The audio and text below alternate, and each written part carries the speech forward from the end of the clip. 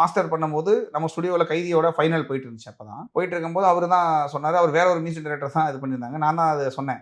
நீ உங்களுக்கு அனிருத் கரெக்டாக இருப்பார், நீங்கள் அவர் பண்ணுங்க. ஏன்னா இப்போ ஒருவேளை ஏன் நீங்கள் அப்போ என்னைய போடலான்னு நீங்கள் எப்போ வேணால் லோகேஷ் கிட்ட கேட்கலாம். அப்படிலாம் இல்லை. அது என்ன ரீசன்னா எனக்கு தெரியும் சார். அதுக்குள்ள பின்னால் இருக்கக்கூடிய ஒரு பிஸ்னஸ் பாயிண்ட் ஆஃப் வியூ இது எல்லாமே தெரியும் சார்.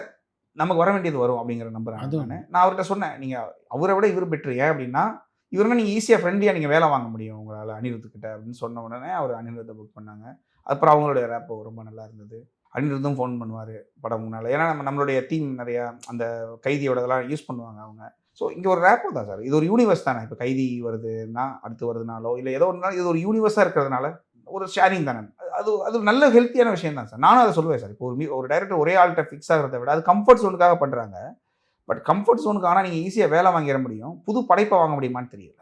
இந்த ஸ்கிரிப்டுக்கு இவர் கரெக்டாக இருப்பார் அப்படிங்கிறது ஒரு டைரக்டரோட சாய்ஸாக இருந்தால் நல்லா இருக்கும்னு தோணுது. பட் அவர் இப்போ நல்லா தான் பண்ணிட்டு இருக்காங்க. அவங்களோட காம்பினேஷன் பக்கா. இப்போ நீங்கள் விக்ரம்லாம் எடுத்துக்கிட்டிங்கன்னா அனிருத் பிரிச்சிருப்பாங்க. வேற லெவல் பண்ணியிருப்பாங்க.